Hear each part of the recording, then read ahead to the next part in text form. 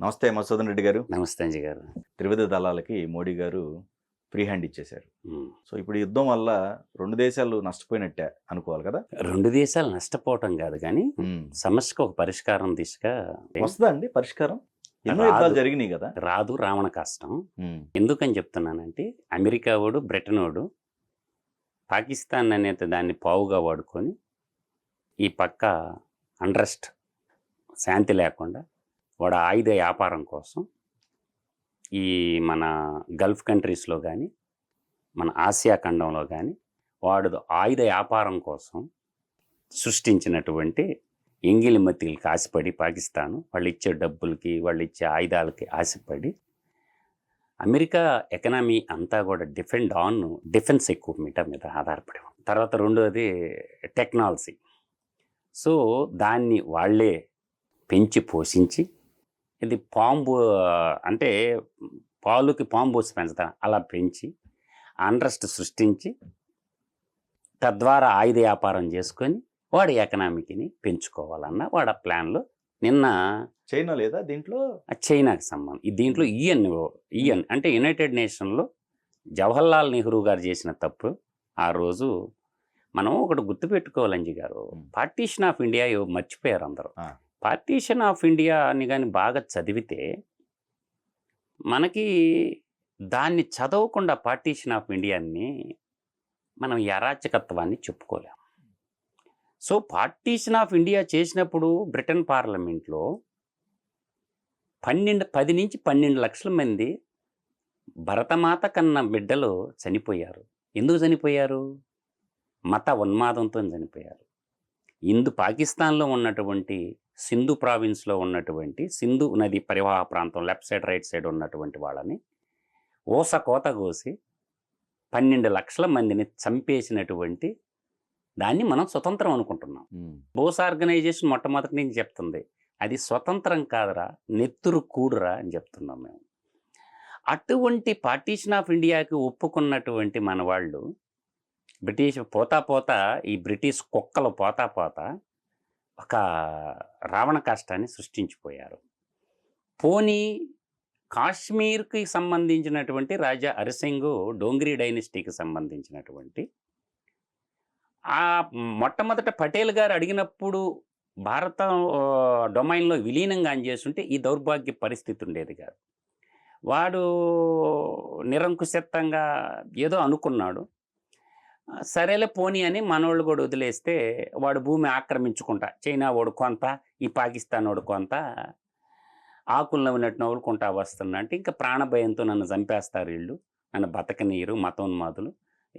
అందువల్ల నెహ్రూని సాయం అడుగుతాం, మేము ఏ విధంగా రావాలి నీ కాడికి, ఏ ఒప్పందం లేకుండా అంటే ఒక ఒప్పందం కుదుర్చుకోవడం, ఆ దరిద్రం కూడా ఒకటి ఆర్టికల్ 317 పెట్టడం, ఇవన్నీ కూడా ఏంటంటే మనకి తలపుండులాగా సాయం చేయబోయి మనల్ని మనం కాల్చుకున్నట్టు అవుతుంది.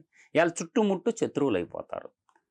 మనకి భారతదేశం కాశ్మీర్ని కానీ పోగొట్టుకుంటే తలలేని శరీరంగా భారతదేశం మిగిలిపోద్ది. అటు పాకిస్తాన్ ఇటు అట్లా వచ్చి ఇట్లా తీవ్రవాదం నిత్యం కృత్యం అయిపోద్ది. ఇప్పుడు బంగ్లాదేశ్కి అమెరికా వాడు టెక్స్టైల్ పార్కు చీప్ లేబర్ని వాళ్ళ శ్రమను దోపిడీ చేసుకుంటా, ఇవాళ మనం పేరెన్నికల్లా బ్రాండ్లు హైదరాబాద్లో మీ ఇష్టం వచ్చిన షోరూమ్కి వెళ్ళండి, యుఎస్ఏ ఫోలో అని అమెరికా బ్రాండ్లు చాలా ఉంటాయి కదా. మన జూబ్లీ చెక్ పోస్ట్ దగ్గర బార్కి షోరూమ్లు ఉంటాయి, ఎక్కడ పెట్టినా ఉంటాయి. ఆ ఫ్యాబ్రిక్ అంతా ఎక్కడ మ్యానుఫ్యాక్చరింగ్ అవుతుంది? అమెరికాలో మ్యానుఫ్యాక్చరింగ్ అవుతుందా, బంగ్లాదేశ్లో మ్యానుఫ్యాక్చర్ అవుతుంది. చీప్ లేబర్గా వాళ్ళ శ్రమను దోపిడీ చేసుకోవటం, బ్రాండ్ ఏమో వాడి తీసుకోవటం, పక్కనున్న భారతదేశానికి ఎక్స్పోర్ట్ చేయటం. అన్ని రంగాల్లో ఎప్పుడైతే భారతదేశం మేక్ ఇన్ ఇండియా పాలసీకి వచ్చిందో, ఈ దేశం మార్కెట్ కావాలంటే ఈ దేశంలోనే ఉత్పత్తి చేయాలని వచ్చినప్పుడు ఈ భారతదేశాన్ని ఎలా నాశనం చేయాలా? ఇది ఇప్పుడు టెస్లా కారు ఉంది, భారతదేశంలో మార్కెట్ ఇస్తాం, వేడు మ్యానుఫ్యాక్చరింగ్ యూనిట్ పెట్టు. కియా కంపెనీ ఎందుకు వచ్చింది? భారతదేశంలో అంతర్జాతీయ ఒప్పందాల్లో భాగంగా మీకు మా మార్కెట్ కావాలంటే మా దేశంలో ఉత్పత్తి చేయాలి. ఎందుకంటే యువత ఉంది, అధిక జనాభా ఉంది, ఎంప్లాయ్మెంట్ క్రియేట్ చేయాలి కాబట్టి ఆ పాలసీ తీసుకున్నారు. ఈ పాలసీ ఎప్పుడో తీసుకోవాల్సింది, ఇది 85, 87 రాజీవ్ గాంధీ ప్రధానమంత్రిగా ఉన్నప్పుడు తీసుకోవాల్సి ఉన్నట్టు మేక్ ఇన్ ఇండియా అనేటటువంటి కాన్సెప్ట్ మోడీ గారు తీసుకుని మంచి పని చేశారు. దాంట్లో మాత్రం నేను మోడీ గారిని అక్సెప్ట్ చేస్తాను. నా బాధల్లో ఏంటంటే ఒక్కటే, ఇప్పుడు కార్గిల్ యుద్ధంలో మా తమ్ముడు పనిచేసి ఈ దేశానికి విజయం అందించాడు. మీ సొంత మా చిన్నాన్న కొడుకు. అంటే మాది పెద్ద ఫ్యామిలీ, వ్యవసాయదారి కుటుంబం. కార్గిల్ యుద్ధం జరిగిన రోజులు మా ఇంట్లో నిద్రపోయిన వాళ్ళం కాదు. వాడు వస్తాడా రాడా అని, తిరిగి వస్తాడా రాడా. నేను అంటుండేవాడు మా పిన్నమ్మతోటే, పోతే ఈరుడులాగా చచ్చిపోతాడే, భారతదేశ వీరుడు ఆడికేంటని చెప్పి. ఆ యుద్ధం చేసి వచ్చిన తర్వాత ఇక్కడ ఉంటే ఇక్కడున్న ఆర్థిక ఉగ్రవాదులు అని చంపేశారు, రాజకీయ ఉగ్రవాదులు. అంటే నేను అంటుండేది ఏంటంటే, ఒక బిఎస్ఎఫ్ జవాను ఈ దేశానికి విజయాన్ని అందించినటువంటి వాడు, ఇక్కడ ఉన్నటువంటి రాజకీయ ఉగ్రవాదులు, రాజకీయ ఆర్థిక ఉగ్రవాదులు, ల్యాండ్ స్క్రామర్లు వాడిని చంపేయటం జరిగింది. అతి ఘోరంగా చంపారు. అయ్యో, అయినా మేము బాధపడటంలా. అంటే ఈరోజు భారత న్యాయమూర్తులను చూస్తే నాకు సిగ్గేస్తుంది. ఒక బిఎస్ఎఫ్ జవాన్ని చంపేస్తే ఇప్పటి వరకు కూడా కోర్టులో జడ్జిమెంట్ రాలేదు. నేను అనేది మిలిటరీలో ఉన్న తల్లిదండ్రులందరినీ అడుగుతున్నా ఒక మాట. రాజకీయ నాయకులు ఇప్పుడు ఎంపీలు అంటే రెండు సభల్లో, అంటే లోక్సభ కానీ రాజ్యసభలో కానీ, తర్వాత ఆల్ స్టేట్ అసెంబ్లీల్లో ఎమ్మెల్యేలు ఎమ్మెల్సీలు, వీళ్ళ కొడుకులందరినీ పంపించగలరా? మిలిటరీ ట్రైనింగ్ ఇచ్చి మొత్తాన్ని దింపండి, ఫస్ట్ పేస్లో వాడు నిలబెట్టండి. దేశభక్తులు కదా మరి, పరిపాలకులు కదా మరి, వీళ్ళ దింపండి, ముందు దేశం కోసం పోరాడండి. అందుకే అంటారు, గోరేట వెంకన్న గారు ఒక మాట చెప్పారు, అయ్యా బాబు మీ బిడ్డలు సల్లంగా ఉండాలి, మా బిడ్డలు సమాధి కట్టాలి, దండలు వేయాలి, ఫోటోకి దండేసిపోవాలి. అయ్యా బాబు రాజకీయ నాయకులు మీ బిడ్డలు సల్లంగా ఉండాలి, దేశ సంపదను లూటీ చెయ్యాలి, అమెరికాలో ఆఫ్రికాలో మీ పిండాకుడు వరల్డ్ బ్యాంకుల్లో దాచిపెట్టుకోవాలి, మా బిడ్డలకి సమాధులు కట్టాలి, మా బిడ్డల ఫోటోలకి దండలు పెట్టాలి, వచ్చి దండలు వేసిపోతారు. అయ్యా బాబు మీ బిడ్డలు సల్లంగా ఉండాలి. ఈ ఒక్క జడ్జి కొడుకు త్రివిధ దళాల్లో ఉండడు, ఒక్క పాలక వర్గంలో ఉండబడినటువంటి ఎంపీలు కానీ, రాజ్యసభ మెంబర్లు, ఎమ్మెల్సీలు, వీళ్ళ బిడ్డలు ఎవరు దేశం కోసం యుద్ధం చేయరు. ఆ యుద్ధంలో సమిధులు అయ్యేది పొట్టకూటి కోసం, ఆ దేశం కోసం తల్లిదండ్రులను వదిలేసుకొని, కుటుంబాన్ని వదిలేసుకొని బోర్డర్లో పనిచేయాలి. అందువల్ల ఏంటంటే ఈ పారిశ్రామికవేత్తల పిల్లలు కూడా ఎవరన్నా, ఇప్పుడు ఎన్నో కంపెనీలు ఉన్నాయి కదా, వాళ్ళ పిల్లలు కూడా కొంతమందిని పంపించవచ్చుగా. ఒక్క పారిశ్రామిక కొడుకు ముందొచ్చి నా కొడుకు దేశంలో యుద్ధం చేయడానికి సిద్ధంగా ఉండని ఈ వారం రోజుల నుంచి ఎవడన్నా చెప్పిండా, నేను రెడీరా, నేను చెప్తా ఉండా, భారత మిలిటరీ కోసం, ఈ దేశం కోసం నేను మిలిటరీ డ్రెస్ చేసుకొని యుద్ధం చేయడానికి నేను సిద్ధం. వచ్చే సినిమా యాక్టర్ కొడుకులు ఎంతమంది వస్తారో నాకు చెప్పండి, పారిశ్రామికవేత్తల కొడుకులు ఎంతమంది వస్తారో నాకు చెప్పండి, రాజకీయ నాయకుల కొడుకులు ఎంతమంది ముందుకు వస్తారో రమ్మానండి, పోదాం మిలిటరీకి ముందు మన ఎత్తున నిలబడదాం, మనం చేద్దాం యుద్ధం. అంటే మీరు తీసుకున్న అనాలోచిత నిర్ణయాల ఫలితంగా, మీరు చేసిన చట్టాల ఫలితంగా, ఈ చట్టాలన్నీ బడుగు బలహీన వర్గాలకే కానీ పారిశ్రామికవేత్తలకే చట్టాలు కాదు, తర్వాత రాజకీయ నాయకులకి చట్టాలు కాదు, అన్ని చుట్టాలైపోయినాయి. అందువల్ల ఈ దేశంలో ఒక సీమాంతర ఉగ్రవాదం, మరోవైపు ఆర్థిక ఉగ్రవాదం, ఈ రెండిటిల్లో ఏది ధర్మం ఏది న్యాయం అనేది మీరు చెప్పండి అంజి గారు. నేను అడిగిన ఈ పాయింట్లో ఏది ధర్మం ఏది న్యాయం, ఏది చట్టం, ఏది ధర్మం ఏది న్యాయం ఏది చట్టం, ఎవడి కోసం ఈ చట్టం, ఎవడి కోసం ఈ పాలన? పెట్టుబడిదారులకి కట్టుగదులకు పుట్టిన పత్రికలు మన ఇసపుత్రికలని శ్రీశ్రీ గారు ఏనాడో చెప్పాడు. అంతర్జాతీయ సరిహద్దు దాకాకి భారతదేశం వెళ్ళిపోవాలా, ఎల్ఓసి లైన్ ఆఫ్ కంట్రోల్ అనేది ఈ గీత అనేది సర్ డొరండా అనే వాడు గీశాడు. దాన్ని మనం సర్వసత్తాక దేశం కదా, ఈ సర్వసత్తాక దేశం అనుకున్నప్పుడు దాన్ని మనం గుర్తించాల్సిన అవసరం లేదు.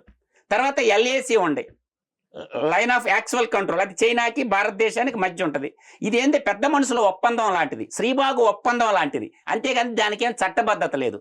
సో భారతదేశం ఏదైతే పాకిస్తాన్తో ఉన్న ఒప్పందాలు, సింధు జలి ఒప్పందాలు రద్దు చేసుకున్నదో, ఎల్ఓసిని కూడా ఒప్పందం రద్దు చేశారు. అంతర్జాతీయంగా అదేమన్నా ఒప్పందం కాదు, బొచ్చు కాదు,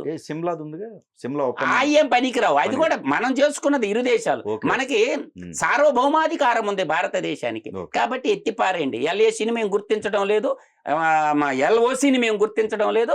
కాశ్మీర్ యొక్క ఇంటర్నేషనల్ బార్డర్ను మాత్రమే భారతదేశం గుర్తిస్తుందని చేయాలి. రెండోది ఏంటంటే పాత కాశ్మీర్ మనకి ఇంటర్నేషనల్ బార్డర్ వేరు, రైట్ ఎల్ఓసి వేరు, ఎల్ఏసి వేరు. మేము చెప్తుండేది అక్సా చిన్న ప్రాంతం వాడు చైనా కూడా ఆక్రమించున్నాడు. 63లో కొంత చైనా కూడా ఆక్రమించున్నాడు. ఇది ఆజాద్ కాశ్మీర్ కాకుండా పాక్ ఆక్రమిత కాశ్మీర్ ఏదైతే ఉందో అక్కడ వాడేది మాకేం సంబంధం లేదు. వాళ్ళ కాశ్మీర్ స్వతంత్ర సమరయోధులు పోరాటం చేస్తున్న వాడు తప్పించుకుంటాడు. కాబట్టి ఆ బార్డర్కి వెళ్ళిపోయినారు అనుకో, ఈ కంచె ఎత్తి ఆడేసేసినాం అనుకో, అప్పుడేం సమాధానం చెప్తాడు? ఈ ఉన్న కంచె ఎత్తేసి ఇంటర్నేషనల్ బార్డర్, కాశ్మీర్ ఇంటర్నేషనల్ బార్డర్కి వెళ్ళిపోవాలా. అది జరగాలి. ఇప్పుడు అది జరగకపోతే మోడీ గారు వేస్ట్. అది చెయ్యమనే కోరుకుంటున్నారు భారతీయులందరూ. ఇంటర్నేషనల్ బోర్డర్ దగ్గరికి భారతీయ మిలిటరీ దళాలు వెళ్ళిపోవాలా. ఎంతకాలం చూస్తూ ఊరుకుండాలా? ఇది కరెక్ట్ కాదు. Do it. అందువల్ల నేను అంటుండేది ఏంటంటే ఫైనల్ గా మోడీ గారు కూడా అడగాల, అయ్యా మీ ఇళ్లలో మగపిల్లోళ్ళు ఎంతమంది ఉన్నారు? 25 ఏళ్ళ నుంచి 40 ఏళ్ల మధ్య ఉన్నటువంటి మీ రాజకీయ నాయకుల పిల్లలందరూ రాండి అయ్యా, మీరు మిలిటరీలో జాయిన్ చేయాలి, లేకపోతే దేశం వదిలిపెట్టిపోండి. మీరు ఉండొద్దు ఈ దేశంలో. ముందు మీరు రావాలి కదా, పాలకులు కదా, దోపిడీదారులు మీరే కదా. మీరేమో 1,000 కోట్లు భూములు దోచేస్తారు, గనులు దోచేస్తారు, ఫ్యాక్టరీలు పెట్టుకుంటారు, దేశ సంపద అంతా మీరు లూటి చేసి మిమ్మల్ని కాపాడటానికి కోసం బడుగు బలహీన వర్గాలు ఎందుకు సమితులు కావాలంట, రైతు బిడ్డ ఎందుకు సమితులు కావాలంట, జానెడు పొట్టకూటి కోసం మిలిటరీలో చేరిన బిడ్డలు ఎందుకు సమితులు కావాలంటుండ. ఇది కదా మాట్లాడమనండి. మగాళ్ళ ఎవడో ఏ ముఖ్యమంత్రి మాట్లాడుతాడో పంపిస్తాడా? పంపిండ్రా బాబు, మీ బిడ్డలు పంపిండి.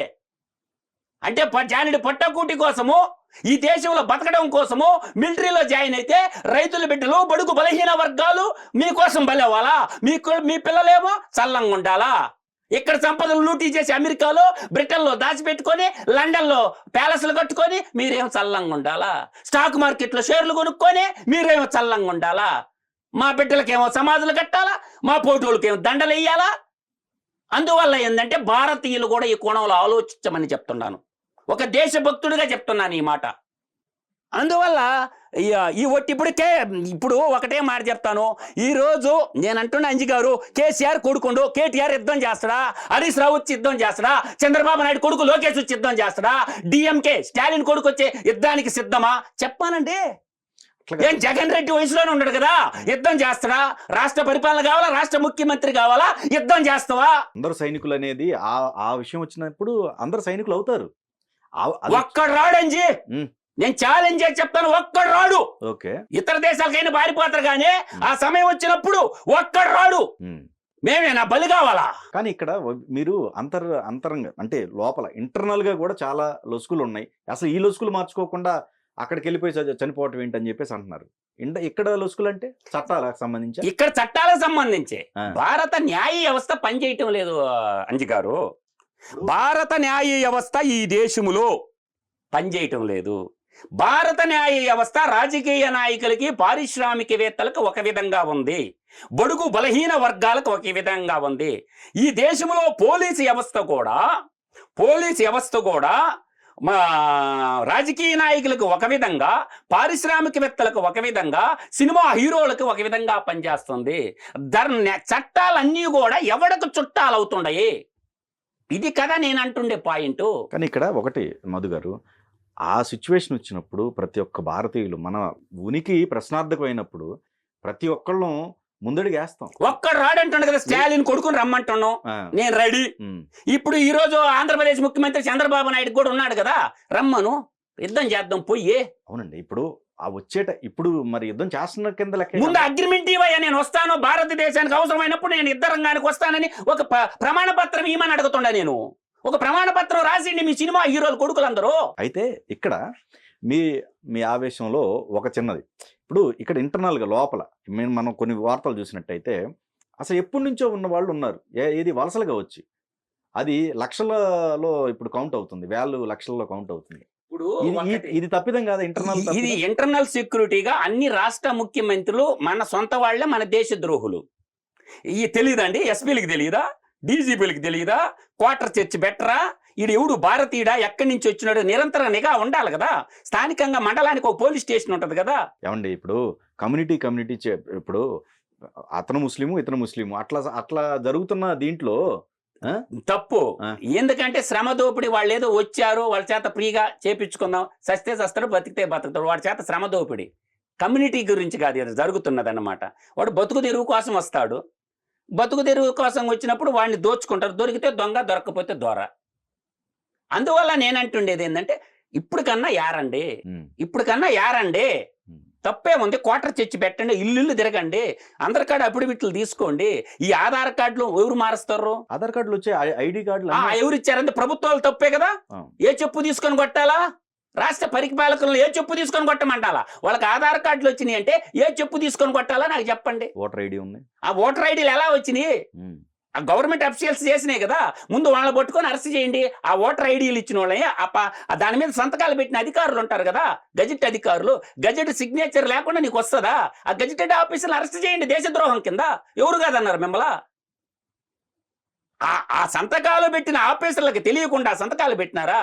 మనోళ్ళ ఇంటి గుట్టు లంకకి చేయటన్నట్టు భారతీయులై ఉండి మనమే దేశద్రోహానికి పాల్పడినప్పుడు వాడు తీసుకున్నాడు, పెట్టాడు ఎదవే. సంతకం పెట్టినాడు, ఎట్ట పెట్టిండు? ఎంక్వైరీ లేకుండా, గజెటెడ్ ఆఫీసర్ సంతకం లేకుండా వస్తాయి ఇవన్నీ. ఆ గజెటెడ్ ఆఫీసర్ దాని మీద సంతకం పెట్టినోడిని ఇమీడియట్ గా దేశద్రోహం కింద అరెస్ట్ చేసి కాల్చిపారేయండి. ఎవడైతేనేంటి, చేయాల్సిన పనులు ఏం చేయరు. మతవాదం ఉండాలా, కులవాదం ఉండాలా, రాజ్యాధికారం ఉండాలి. ఇదే కదా కాన్సెప్ట్. ఈ లేకపోతే మనం విభజించి పాలించకపోతే మనకు ముఖ్యమంత్రులు కాలేం కదా. మతవాదం ఉండాల్సింది ఈ దేశంలో, కులవాదం ఉండాలి, కులాల కుమ్ములాట ఉండాలా, మతాల కుమ్ములాట ఉండాలా, కొట్టుకొని చావాలా. ఏం క్యాస్ట్ కాలం ఎత్తేంటి బాయ్? ఎందుకు క్యాస్ట్ కాలమా? ఎకనామికల్ కాలం పెట్టండి. క్యాస్ట్ కాలం పూర్తిగా ఎత్తేసేయండి భారతదేశంలో. ఇప్పుడు గుణం ప్రధానంగానే, శీలం ప్రధానంగానే ఈ కులం ఇంకో కూడి పెట్టదు దేవుడు. కానీ ఏ కులపోడికి లేకపోతే రూపాయి బెల్లగోడీడు. అందువల్ల పిల్లోడు పుట్టినప్పుడు బర్త్ సర్టిఫికేట్లోనే నువ్వు క్యాస్ట్ కాలం పెట్టినప్పుడు ఇంక దేశాన్ని ఎలా అభివృద్ధి చేస్తాం? భారతీయత, వీఆర్ ఇండియన్, భారతీయుడు అని పెట్టండి. ఇంకెందుకు రా బాబు? ఎకనామికల్ కాలం పెట్టండి. మతం కూడా తీసేయాలి. అప్పుడు అవి ఎత్తిపారేయాలా? మతం అనేది ఇళ్లల్లో ఉండాలా, మానవత్వం అనేది బయట ఉండాలా. మతం అనేది ఏం చేస్తా లేదు. భారతదేశాన్ని హిందూ మతంగా ప్రకటించండి, హిందూ దేశంగా ప్రకటించండి. వాళ్ళు ఇస్లామిక్ దేశంగా ప్రకటించారు కదా పాకిస్తాన్ని, మీరు ప్రకటించండి హిందూ దేశంగా. ఇప్పుడు ఉంది కదండి హిందుస్థాన్ అంటున్నాగా. అందువల్ల హిందూ దేశంగా ప్రకటించండి, డిక్లేర్ చేసేయండి. ఓకే, అప్పుడు తెలుస్తుంది భారతదేశంలో చాలా మంది ఉన్నారు కదా భయ, వస్తారు కదా సోకాల్డ్ మొత్తం పెద్దలందరూ వస్తారు కదా. ఓహో, మీరు అనేది సెక్యులర్ భావజాలానికి వ్యతిరేక మాట. ఇప్పుడు సెక్యులరిజం గురించి అసలు తెలియదండి ఎవరికి. సెక్యులరిజం అంటేనే రెండు లైన్లు అండి. మతరహిత, కులరహిత రాజ్యం అంతే నా దృష్టిలో సెక్యులరిజం. మతం ఉండదు, కులం ఉండదు, మనం భారతీయులం, సింగిల్ లైన్ అంటే సెక్యులరిజం అంటే అది. కానీ ఆ ముసుగుని అడ్డం పెట్టుకొని ఆదివారం వస్తే పాస్టర్ల ప్రసంగాలు చూసామా, రెచ్చగొట్టే ప్రసంగాలు. వాడు చెప్పుకోడు, పక్క వాళ్ళ మీద రెచ్చగొట్టి మాటలు మాడతారు. అవి రికార్డు చేసి మార్కెట్లో వదులుతారు, పౌరుషాలు వచ్చి కొట్టుకుంటారు. అన్రెస్ట్ అర్థమవుతుంది. వాడు డాక్టర్ అయిపోతాడు, పాస్టర్ డాక్టర్ అంటాడు. అంటే అన్ని సంఘాల్లో, మసీదుల్లో కానీ చాలా మంది ఉన్నారు కదా, అరిచేతిలో గీతలు చూస్తే తెల్లరకల్లా బంగారం వచ్చేస్తుంది నీకు అంటారు. ఈ పూజ చేస్తే నీకున్న అప్పులన్నీ పోతాయి అంటారు. ఆ పూజ లేదు, అన్నీ చేస్తే భారతదేశం అప్పులు పోతాడు. చేయండి అంటే మూఢత్వం, మౌఢ్యం, మత మౌఢ్యం అంటారు. నేను దేవుణ్ణి నమ్ముతా. ఎలా నమ్ముతాను? పచ్చిగా నమ్ముతా భగవంతుడిని. ఎలా నమ్ముతాను? నేను హిందువునే. ఎందుకు నమ్ముతానో తెలుసా? నాకు కనిపించేటండి తాగే నీళ్లు నాకు దైవంతో సమానం, నేల నాకు భూదేవి తల్లి నాకు ఆహారం ఇస్తుంది దైవంతో సమానం, గాలి నాకు దైవంతో సమానం, చెట్లు ప్రకృతి నాకు దైవంతో సమానం, ఎలుగునిస్తున్న శక్తి ఇస్తున్నటువంటి సూర్యుడు నాకు దైవంతో సమానం. నా ఏడుంటాడు దేవుడు అంటే నాకు నడవదు, నేను ఒప్పుకోను. అదే పంచభూతాలు మీరు అనేది. భగవంతుడు సర్వాంతర్యామి. ప్రతి అణువులో, ప్రతి కణంలో భగవంతుడిని చూస్తాను నేను. ప్రతి మనిషిలో దేవుణ్ణి చూస్తాను నేను. నాకు జన్మనిచ్చిన అమ్మా నాన్న నాకు దేవుళ్ళు, నాకు విద్య నేర్పించిన గురువులు నాకు దేవుళ్ళు. అందువల్ల నేను దేవుణ్ణి అపారంగా గౌరవిస్తాను. ఉదయం లేస్తే సూర్య నమస్కారం చేస్తాను, ఆంజనేయ స్వామిని పటం ముందు పెట్టుకొని నేను యోగా చేస్తాను. అది నా యొక్క హిందూ ధర్మం, నేను నమ్మేటటువంటి హిందూ ధర్మం. ఈడ దేవుడు ఉంటాడని చెప్పి వ్యాపారం చేయవల్లే. ఇవాళ ఏం జరుగుతుంది? పుస్తకానికి ఒక రేటు, తాయిత్తుకు ఒక రేటు, స్టిక్కర్కి ఒక రేటు. వ్యాపారం ఎలా జరుగుతుందా? ఇటుక రాయికి ఒక రేటు. పెద్ద వ్యాపారం అయిపోయింది. మతం అనేది పెద్ద బిజినెస్ అయిపోయింది. పెట్టుబడి పెట్టుకున్నాం అనుకో, కొంత పెట్టుబడి పెట్టుకుంటే మతాన్ని మించిన వ్యాపారమే లేదు. ఒక 200 కోట్లు 100 కోట్లు పెట్టుకోగలిగితే, పెట్టుబడి పెట్టగలిగితే మతాన్ని మించిన వ్యాపారమే లేదు. దానికి లెక్క పత్రమే ఉండదు. ఏం అయిపోతున్నాయి డబ్బులన్నీ. ఇంత ఇంత మతమౌఢ్యాన్ని రేపేందుకు అన్ని స్కూళ్ళు కట్టండి. ఎన్ని టెంపుల్లు కట్టారు. టెంపుల్ నేను కట్టొద్దంటాంలా. దాని పక్కన ఒక స్కూల్ కూడా కట్టండి. బాధ్యత లేదా? టెంపుల్ కట్టినాడు స్కూల్ ఎందుకు రన్ చేయలేడు? ఒక టెంపుల్ కడితే టెంపుల్ పక్కన ఒక స్కూల్ కట్టమంటున్నా నేను. అసలు బోస్ గారు ఏ ఆలోచనలు ఏంటండి అప్పట్లో? భారతదేశం యొక్క బోసు గారి ఆలోచన విధానం ఏంటంటే చాలా బిగ్ కమిట్మెంట్ లీడర్ ఇండియాలో. బోసు గారు చాలా పెద్ద ఫ్యామిలీలో పుట్టినటువంటి వాడు.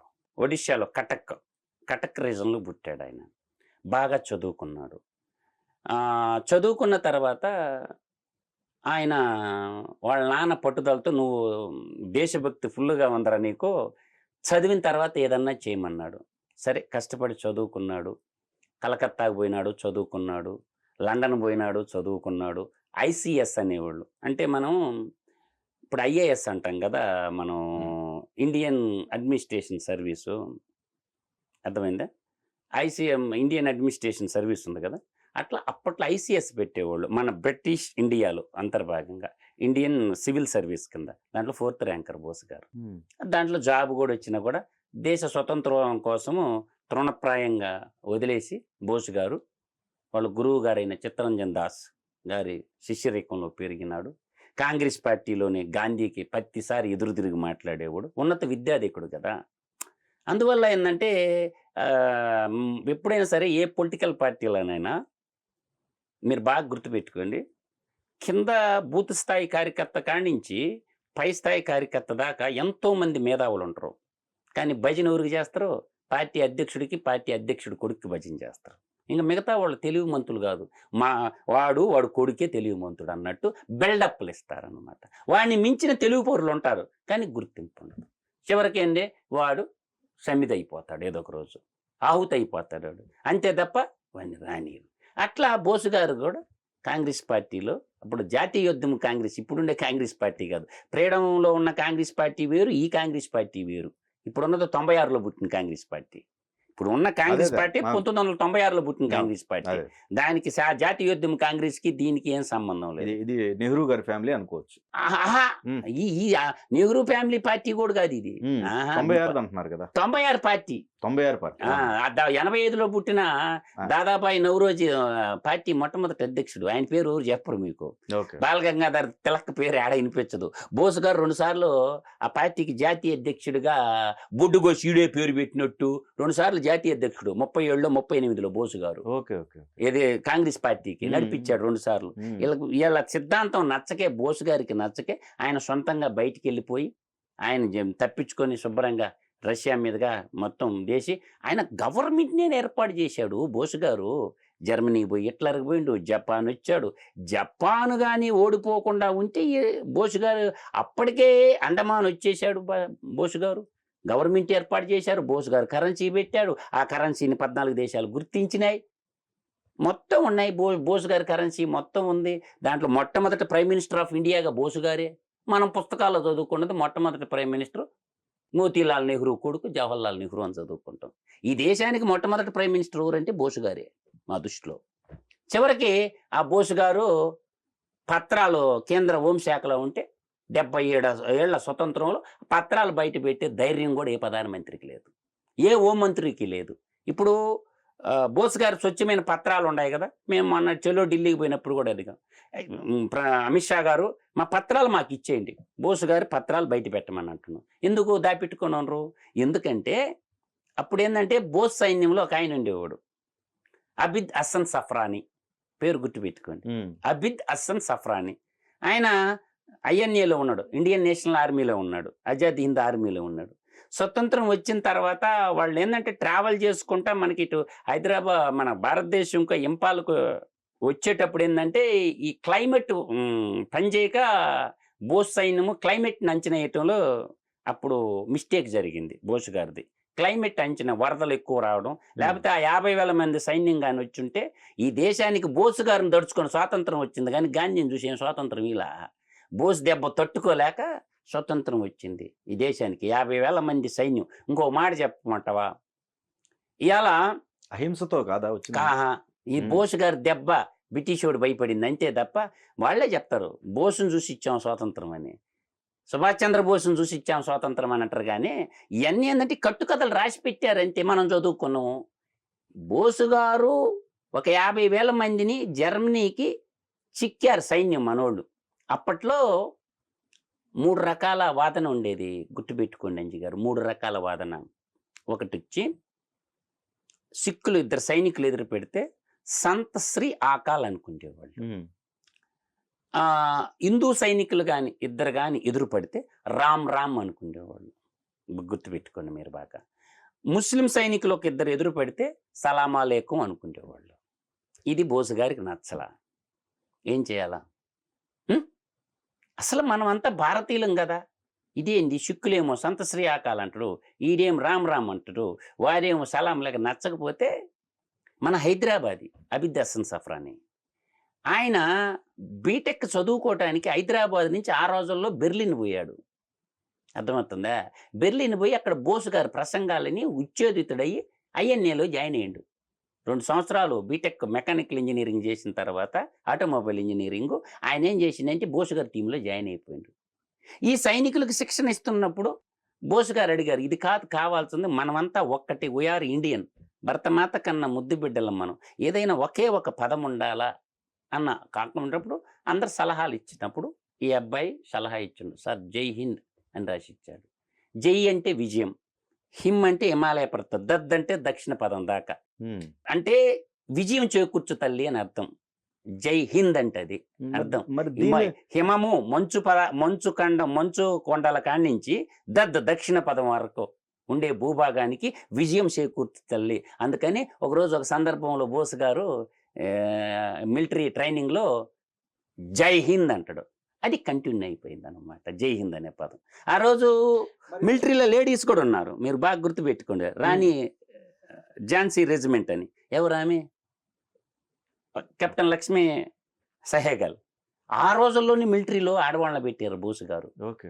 ఆ రోజుల్లోనే ఆడవాళ్ళ లేడీస్ని పెట్టి, లేడీస్ కూడా దేంట్లో తక్కువ కాదని చెప్పి ఆ అమ్మాయి సింగపూర్ కరెన్సీ గుర్తించిందా లేదా? కాదండి, ఇప్పుడు మరి జై హింద్ అంటే కొంతమంది ఇప్పుడు మీరు విడమర్చి చెప్పారు, ఆ. అసలు అది మతానికి కానే కాదు, అది మతానికి సంబంధించిన అదొక- భావం కాదు. ఆ, జై హింద్ అంటే అర్థం ఏంటంటే జై అంటే విజయము, హిమ్ అంటే హిమము మంచు, దద్ అంటే దక్షిణ పదము, అంటే మనకి హిందూ మహాసముద్రం దాకా ఉండేటటువంటి భూభాగానికి విజయం చేకూర్చు తల్లి అని చెప్పి జై హింద్ అంటే అది. ఎవరు చదువుకోనోడికి చెప్పమానండి, నాకు చెప్పేది. అందువల్ల ఏంటంటే సుభాష్ చంద్రబోస్ యొక్క నినాదం ఏంటంటే జై హింద్ అంటే హిమాలయ పర్వతాల నుంచి దక్షిణ అరేబియా సముద్రం దాకా ఉండే భూభాగం అంతా భారతదేశ అఖండ భారతానికి విజయం చేకూర్చు తల్లి అని చెప్పి దాని అర్థం. జై హింద్ అంటే అది. ఆ విధంగా మనకి జై హింద్ అనేది పుట్టింది. ప్రతి సందర్భంలో మనం జై హింద్ అంటాం అన్నమాట. ఇప్పుడు ఇక్కడ మధు గారు, మనకి శత్రువు కనిపించే వాడితో యుద్ధం చేయొచ్చు, కనిపించని శత్రువుతో ఎలా యుద్ధం చేయాలి? వీటన్నిటికీ ఏంటంటే కనిపించిన శత్రువుకి మూల కారణం ఎవరు అనేది మీరు పరిశోధించాలా అంజి గారు. ఆకలి, ఆర్థిక అసమానతలు గుర్తుపెట్టుకోండి. నీకు శత్రువు ఎప్పుడు తయారవుతారంటే ఆకలి, ఆర్థిక అసమానతలు. అంటే ఒకడికేమో చదువుకోవటానికి డబ్బు లేదు, కట్టుకోవటానికి బట్ట లేదు, తినటానికి కడుపు నిండా తిండి లేదు, చేయటానికి చేతి నిండా పని లేదు. కొంతమందికి ఏమో 1000 కోట్లు కూర్చున్నా వస్తుంటాయి. రైట్? సో ఇది దీని నుంచి, ఈ వివక్షత నుంచి, ఈ అంటరానితనాన్ని నుంచి, ఆర్థిక అసమానతలు మీరు అన్నదే ఏదైతే ఎస్ అదే అది ఇదే కాదు, వివక్షత నుంచి అది అంటరానితనాన్ని కొన్ని వర్గాలు పెంచి పోషించాయి. అది చాలా దుర్మార్గమైనటువంటి ప్రక్రియ. అంటరానితనం ఒకటి, ఆ వివక్షత ఒకటి. ముందు మనం మానవులు కాబట్టి మనుషుల్ని మనుషులుగా ప్రేమించకుండా కులాల సంఘర్షణతోటి దూరం పెట్టడం ఒకటి. ఇది ఒక ప్రమాదకరంగా ఆర్థిక అసమానతలు.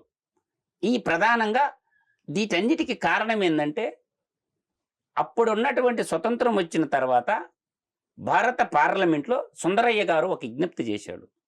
పేద లేదు, ధనిక లేదు, అంతా ఒక్కటే. భారతదేశంలో భూములన్నీ నేషనలైజ్డ్ చేయమన్నాడు సుందరయ్య గారు. మన సింహపూరి ముద్దుబిడ్డ సుందరయ్య గారు భారత పార్లమెంట్లో నెహ్రూ గారికి చెప్పారు. ఏమయ్యా నెహ్రూ గారు, భారతదేశంలో అప్పుడు జనాభా ఎంత మీకు 1941లో సెన్సస్ చూడండి. 1941 ఇండియన్ సెన్సస్ బ్రిటిష్ వాళ్ళు తీశారు. బంగ్లాదేశ్, పాకిస్తాన్, ఇప్పుడున్న ఇండియా, ఈ అఖండ భారత్ యొక్క సెన్సస్ తీయండి. సెన్సస్ తీసినప్పుడు ఎంత పాపులేషన్? ఈ భూములన్నీ ఒక కుటుంబానికి క్రైటీరియా, భార్య భర్త 2 పిల్లలతో కలుపుకొని ఒక కుటుంబానికి 5 ఎకరాలు 10 ఎకరాలు భూములు ఇచ్చేయండి. వాళ్ళు లేదు వీళ్ళు లేదు, మిగతా భూములన్నీ నేషనలైజ్డ్ చేయమన్నాడు. అప్పుడు భూస్వామి వ్యవస్థ ఆటోమేటిక్గా పోద్ది. ఈ రాజులు లేదు, రాజభరణాలు లేదని మంచి ఆలోచన ఇచ్చాడు సుందరయ్య గారు, పుచ్చలపల్ల సుందరయ్య గారు. ఆచరణ అయిందా? ఆ రోజు సంస్థానాధీశులు కొద్దిగా చదువుకున్న వాళ్ళు, వాళ్లే కదా ఎంపీలు ఎమ్మెల్యేలు అయింది.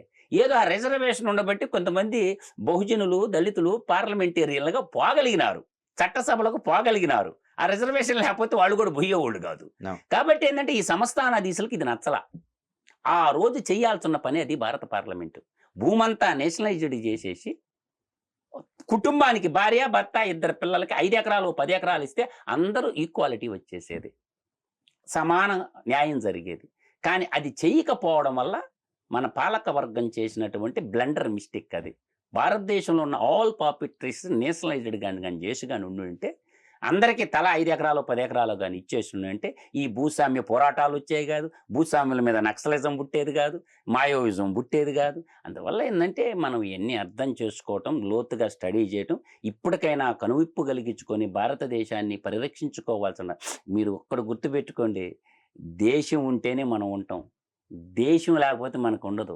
కాబట్టి జననీ జన్మ భూమిచ్చ స్వర్గాదపి గరీయసి, నన్నగన్న నా తల్లి కన్నా నా దేశం గొప్పదనే భావం ప్రతి భారతీయుడిలో ఉండాల.